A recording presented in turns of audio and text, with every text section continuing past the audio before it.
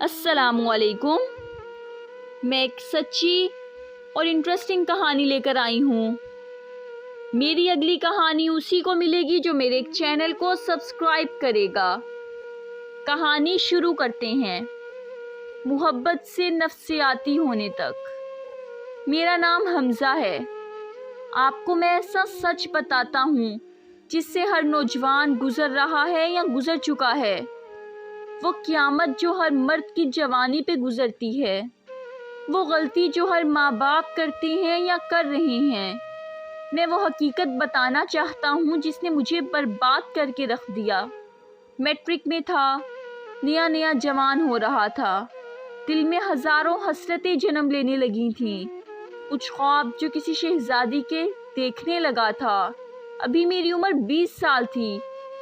Matric امتحانات سے فارغ ہونے کے بعد میں گھر میں ہی تھا، نہ کوئی کام نہ کاج۔ ابا چاہتے تھے میں انجینئر بن جاؤں پڑھ لکھ کر، میں مزید نہیں پڑھنا چاہتا تھا۔ ابا کے سامنے اب میں کیا بول سکتا تھا؟ ابا کو کہا بھی تھا، ابا جان میں نہیں پڑھنا چاہتا، بہتر ہے آپ مجھے کوئی ہنر سیکھنے دیں۔ لیکن ابا نے چند گالیاں دیں، ایک دو تھپڑ مارے اور کہنے لگے، کان کھول کر سن لو، تم کو انجینئر بننا ہے ہر حال میں، سمجھے؟ میں چپ ہو گیا۔ جوانی کے دن تھے، جذبات مچلنے لگے۔ کسی فلم یا کسی گانے کی ویڈیو میں کسی ہیروئن کو ناچتے دیکھتا تو دل بے قابو سا ہونے لگتا، دھڑکنیں بے تحاشا دھڑکنے لگتی۔ ایک دن محلے کی ایک لڑکی جو میری ہم عمر تھی، جسے دیکھ کر میرے اندر کی محبت، میرے ارمان، عشق سب مہکنے لگتے۔ کئی بار اس کی آنکھوں میں دیکھ کر اپنی محبت کا احساس دلانا چاہا، لیکن وہ ہر بار مجھے اگنور کر کے گزر جاتی۔ یوں کہہ لے مجھے اس سے بے پناہ محبت ہو چکی تھی۔ ادھر ابا چاہتے تھے میں پڑھ لکھ کر ایک کامیاب انسان بن جاؤں، یہاں میں کسی کی محبت میں دیوانہ ہو رہا تھا۔ اس لڑکی کو ایک جھلک دیکھنے کے لیے گھنٹوں ان کے دروازے سے تھوڑا دور کھڑا رہتا۔ اس کے مسلسل اگنور کرنے پہ میرے جذبات مچلنے لگے۔ ایک دن وہ گلی سے گزر رہی تھی، میں نے اس کا ہاتھ تھام لیا۔ وہ ڈر گئی، اس نے چلانا چاہا، لیکن میں نے اس سے پیار سے کہا، کیوں میری محبت کو نہیں سمجھتی ہو؟ بہت پیار کرتا ہوں تم سے۔ وہ مجھے کہنے لگی، میرا ہاتھ چھوڑو۔ حمزہ سخت لہجے میں بولنے لگی۔ میں نے ہاتھ چھوڑ دیا۔ اس لڑکی نے گھر جا کر اپنی ماں کو بتا دیا۔ رات کو اس لڑکی کے بابا ہمارے گھر آ گئے۔ میرے بابا سے سب کہہ دیا اور کہنے لگے، اپنے پتر کی شادی کروا دو، جوان ہو چکا ہے، آج میری بیٹی کا ہاتھ پکڑا ہے، کل کو کیا جانے کیا کر جائے۔ بابا غصے سے چلا اٹھے۔ بابا نے اس دن مجھے بہت مارا تھا، اتنا مارا کہ میرے پورے جسم پہ زخموں کے نشان بن گئے۔ میں بابا سے کہنا چاہتا تھا، بابا جان مجھے پڑھنا نہیں ہے، مجھے شادی کرنی ہے، لیکن کیسے کہتا؟ بابا تو مجھے انجینئر بنانا چاہتے تھے۔ خیر جوان تھا، جذبات تھے، کچھ ارمان تھے۔ میں ہر دن ہوس پرست ہوتا چلا گیا۔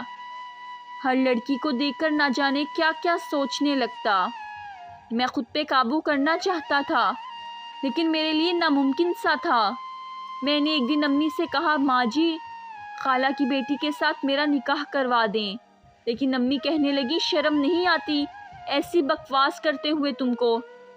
شادی کرنی ہے، آنے دو تمہارے ابا کو ذرا، پہلے پڑھ لکھ لو، اپنے پیروں پہ کھڑے ہو جاؤ، پھر کروا دیں گے شادی بھی، جا پڑھ جا کر۔ میں خود پہ قابو کی گرفت کھونے لگا۔ ان دنوں میری دوستی ایک لڑکی سے ہو گئی، یوں کہہ لیں ایک گندی عورت تھی، میری جوانی کے دن تھے۔ میں اس کے ساتھ رات بھر فون پہ محبت بھری باتیں کرتا، اس کے لیے شاپنگ کرتا، اسے گفٹ دیتا۔ امی ابا سے چھپ کر میں نے اپنی محبت کی الگ دنیا بسا لی ہوئی تھی۔ میں کب چاہتا تھا ایسا گناہ کرنا، لیکن میں بہت مجبور ہو چکا تھا۔ 22 سال کی عمر میں یہ سچ ہے کہ انسان کو ہم سفر کی ضرورت ہوتی ہے، اسے کوئی بھی انکار نہیں کر سکتا۔ اس کے بعد پھر میں نہ جانے کتنی لڑکیوں کے ساتھ دوستی میں رہا، میں خود بھی گناہ کرتا اور دوسروں کو بھی گناہ کا موقع دیتا۔ میں خود کو بہت کمزور محسوس کرنے لگا۔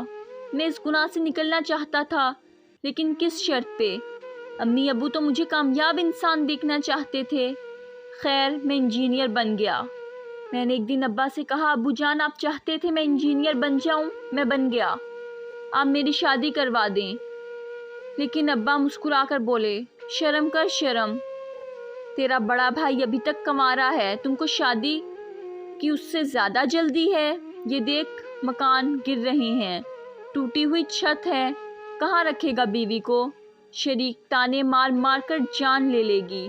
اب پہلے کوئی اچھی سی نوکری کر لے، اپنا الگ سے گھر بنا لے، پھر شادی کر لینا، آیا بڑا شادی کرنی ہے۔ میں چپ ہو گیا۔ میں کیسے بتاتا ابا کو میں کتنا مجبور ہو چکا ہوں، میں کس قدر گناہوں میں ڈوب چکا ہوں، میں کس قدر بے بس ہو چکا ہوں، میں نہ چاہتے ہوئے بھی گناہ کرنے لگا ہوں۔ مجھے ہمسفر کی ضرورت ہے، میں گناہوں سے بچنا چاہتا ہوں۔ لیکن امی ابو کو تو نیا گھر اور رشتہ داروں کی باتوں کی فکر تھی۔ خیر، میں نوکری کے لیے بھٹکنے لگا۔ شہر میں مجھے ایک پرائیویٹ کمپنی میں جاب مل گئی۔ میں شہر چلا گیا، نوکری کرنے لگا، وقت گزرتا گیا۔ میرے سب جذبات، سب محبتیں، سارے ارمان آہستہ آہستہ دھواں ہونے لگے۔ میری ہر خواہش خاک ہونے لگی۔ میں نفسیاتی سا ہونے لگا۔ اکیلا پن اور ذمہ داریوں نے میرے مزاج کو جلا کر رکھ دیا۔ میں روکھے سا مزاج کا ہو گیا۔ دنیا داری سمجھنے لگا تھا۔ وقت گزرنے لگا، 10 سال گزر گئے، میں 35 سال کا ہو چکا تھا۔ گھر بن گیا، مجھے نوکری بھی اچھی مل گئی، میں اچھا خاصا کمانے لگا۔ میرے سر کے کچھ بال سفید ہو چکے تھے۔ میں گھر آیا، ابا کہنے لگے تیرے لیے ایک لڑکی دیکھی ہے، بہت خوبصورت ہے، پڑھی لکھی ہے، با اخلاق ہے، خوش رہو گے اس کے ساتھ۔ سچ پوچھو تو اب میرا من بدل چکا تھا۔ اب مجھے شادی جیسے نام سے نفرت سی ہو چکی تھی۔ نہ چاہتے ہوئے رسم دنیا مجھے شادی کے بندھن میں باندھ دیا گیا۔ میں ابا کی طرف دیکھ رہا تھا، اب کیا فائدہ ابا جان؟ اب میرے نہ وہ جذبات ہیں نہ وہ ارمان۔ اب میں چاہ کر بھی اس سفر کو نبھا نہیں سکوں گا۔ پہلی رات تھی، وہ لڑکی شہزادی سی دلہن بنی میرے سامنے بیٹھی ہوئی تھی، لیکن مجھے بالکل بھی خوشی نہ تھی۔ میں پاس جا کر بیٹھا۔ وہ مجھ سے بہت سے خواب سجائے ہوئے تھی۔ میں نے اپنی محبتیں، اپنے جذبات، اپنا احساس سب کچھ خاک میں ملا دیا تھا۔ میں اس کو اگنور کرتے ہوئے کہنے لگا، میں تھکا ہوا ہوں، مجھے سونا ہے۔ میں کروٹ بدل کر سو گیا۔ وہ رات بھر جاگتی رہی، مجھ سے باتیں کرنا چاہتی تھی، مجھ سے محبت کرنا چاہتی تھی، کچھ دل کی باتیں، کچھ دھڑکن کے احساس۔ لیکن میری بلا سے دن گزرنے لگے۔ اب تو گھر پکا تھا، اے سی والا کمرہ تھا، میرے پاس لاکھ روپے مہینے کمانے والی نوکری بھی تھی، لیکن میری ازدواجی زندگی ختم ہو چکی تھی۔ میری بیوی میرا بہت خیال رکھتی، میرے پاس آنا چاہتی تھی، لیکن اس کی ادا مجھے فریب لگتی۔ اس کے ہر کام سے میں نقص نکالتا۔ وہ جیسے مجھے ایک بیوت سی لگنے لگی۔ وہ مجھ میں ایک اچھا ہمسفر تلاش کرنا چاہتی تھی۔